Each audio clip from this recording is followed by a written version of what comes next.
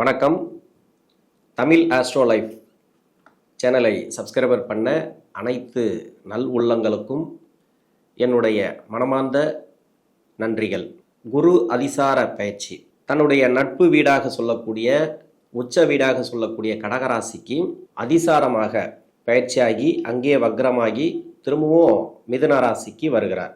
12 ராசிகளுக்கும் அதில் உள்ள 27 நட்சத்திரங்களுக்கும் உடைபட்ட நட்சத்திரங்களோடு சேர்த்து 36 நட்சத்திரங்களுக்கும் தசாபுத்தி பலன்களாக கணித்திருக்கிறேன். உங்களுக்கு என்ன தசை நடக்குது அப்படிங்கிறத கமெண்ட் செக்ஷனில் எனக்கு பதிவு பண்ணுங்க. கும்பராசி அவிட்ட நட்சத்திரம், இது செவ்வாயோட நட்சத்திரம். தசா காலங்கள் 7 வருடம். என்னோட கணக்குப்படி 2 வருடத்தை நான் கணக்கில் எடுத்துக்கிறேன். உங்கள் சுய ஜாதகத்தில் என்ன தசாபுத்தி இருப்பு இருக்கோ அதை நீங்கள் கணக்கில் வச்சுங்க. 2 வயசு வரைக்கும் செவ்வாய் தசை நடப்பில் வந்தால் பிறகு 18 வருடங்கள் ராகு தசை. 2 + 18 20 வயசு வரைக்கும் ராகுதசை நடப்பில் வரும். ராகுதசை ராசிக்கு 2ஆம் அதிபதினு சொல்லக்கூடியவர், 11ஆம் அதிபதினு சொல்லக்கூடியவர். இந்த ராசிக்கு 5ஆம் இடத்துல இருந்து 6ஆம் இடத்துக்கு பயிற்சியாக போகிறார். அதாவது குருவுடைய பயிற்சி. குரு 6ஆம் இடத்தை டச் பண்ணிட்டு 5ஆம் இடத்துக்கே வந்துடுவார். வக்கரமாகி 5ஆம் இடத்துக்கு வந்துடுவார். இது எப்படி இருக்கும் அப்படின்னாக்கா, அந்த குருவுடைய பயிற்சிங்கிறது உங்களுக்கு வக்கரமான பிறகு தான் நல்லா இருக்கும். ஏன்னா தசாபுத்தி ரீதியாக பாதிக்கப்பட்டவர்கள் நிறைய பேர் இந்த ராகுதசையில் படிக்கிற காலகட்டத்தில் இருப்பீங்க. இந்த ராகுதசையில் இருக்கும்போது படிப்பெல்லாம் ஒரு சில பேருக்கு டிஸ்டர்ப் ஆகிருக்கும். அந்த குருவுடைய பயிற்சிக்கு பிறகு நல்ல ஒரு மாற்றங்களை எதிர்பார்க்கலாம். அதாவது மனசுல ஒரு தெளிவான ஒரு எண்ணங்கள் இருக்கும். இது வரைக்கும் நிறைய டிஸ்டர்பன்ஸ் இருந்தது இல்லையா, அந்த டிஸ்டர்பன்ஸ் இருக்காது.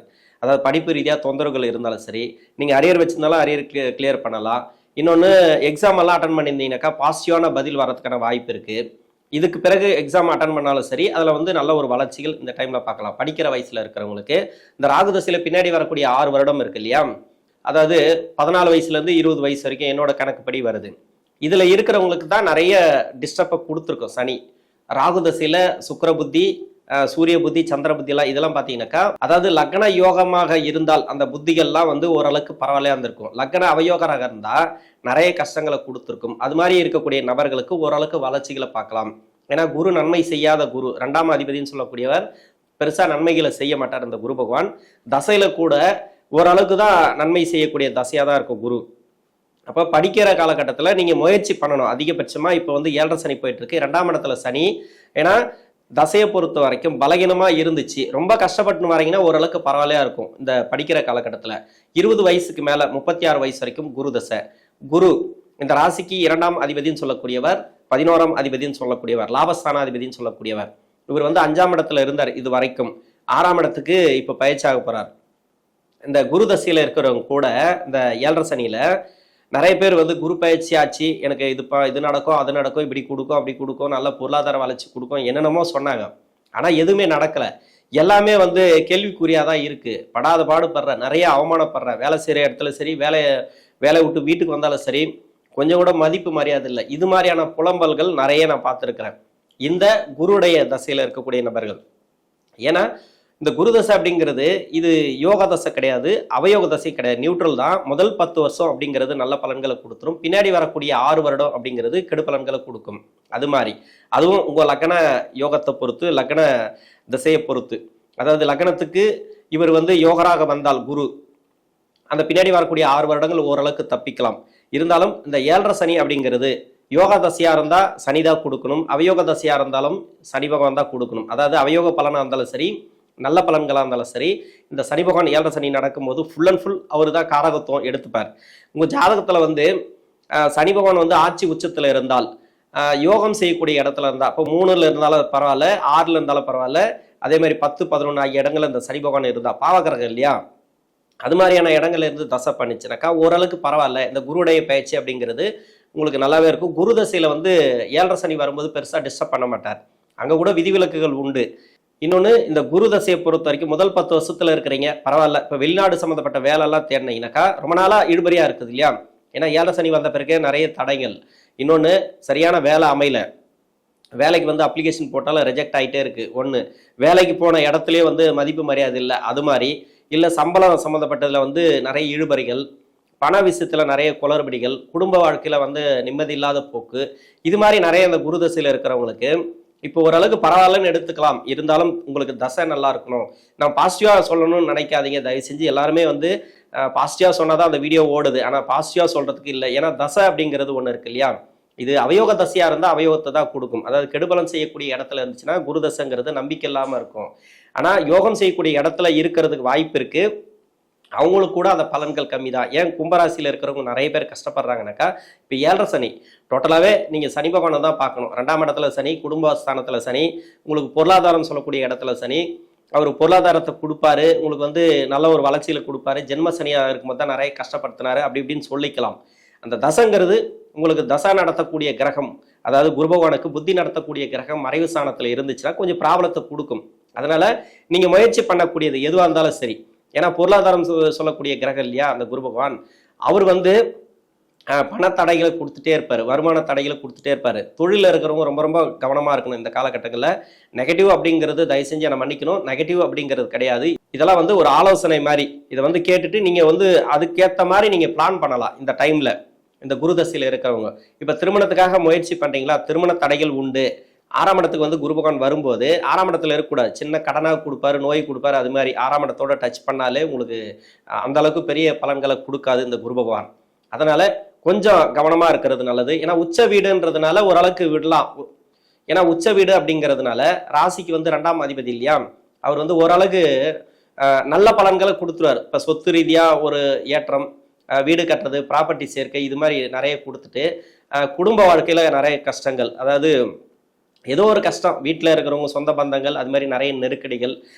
என்னதான் நீங்கள் சம்பாதிச்சாலும் சரி, சுற்றி இருக்கிறவங்க வந்து ரொம்ப பொறாமப்படுவாங்க. உங்களை வந்து ஏதாவது பண்ணணும் அப்படின்னு நினைப்பாங்க. இந்த டைமில் தான் அவங்க ஏதோ உங்களுக்கு செய்வன வச்ச மாதிரியே இருக்கும்.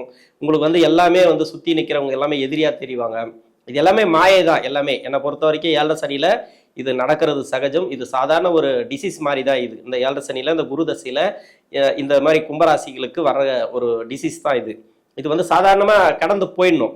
ஆனால் அந்த அளவுக்கு மன அழுத்தங்களை கொடுத்து நிறைய ப்ராப்ளத்தை அதிகமாக கொடுத்து இது மனசு ரீதியாக நிறைய பாதித்து நிறைய கஷ்டப்படுவீங்க. இப்போ அது மாதிரியான நபர்களுக்கு இந்த குரு பகவான் வந்து வக்கரமாக வரும்போது, 5ஆம் இடத்துல வக்கரமாக வரும்போது அந்த டைம் பரவாயில்ல.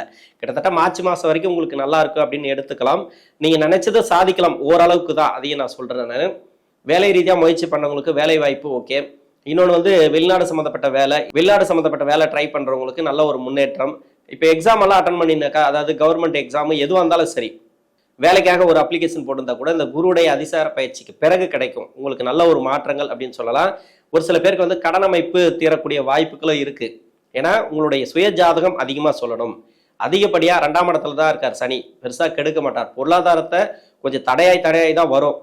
திருமண வாழ்க்கையில் இருக்கக்கூடிய நபர்கள், அதாவது கணவன் மனைவிக்குள்ள நிறைய உங்களுக்கு பிரச்சனைகள் இருந்துச்சுன்னா ஓரளவுக்கு சால்வ் ஆகும். நீங்கள் பேசி தீர்த்துக்கிறது நல்லது. ஒரு சில பேர் வந்து டைவர்ஸ் எல்லாம் போயிருந்தா அதெல்லாம் கொஞ்சம் கிளியர் ஆகிறதுக்கான வாய்ப்பு இருக்குது. நோய் நொடி பிரச்சனைகள், இன்னொன்று தொழில் செய்யக்கூடிய நபர்கள், இந்த குரு தசையில் பின்னாடி வரக்கூடிய 6 வருடம் இருக்கு இல்லையா, அது எல்லாமே ரொம்ப இந்த சனி பகவானுக்கு வந்து ஆகாத புத்திகள். அதெல்லாம் குரு தசை நடக்கும்போது குரு தசைக்கு சுக்கிர புத்தி இருக்கு இல்லையா, சுக்கிர புத்திக்கு பிறகு சூரிய புத்தி, சந்திர புத்தி, செவ்வாய் புத்தி, இந்த ராகு புத்தி எல்லாம் நிறைய அதெல்லாம் வந்து உங்களுக்கு நல்லா சரியா அமைஞ்சிருக்காது.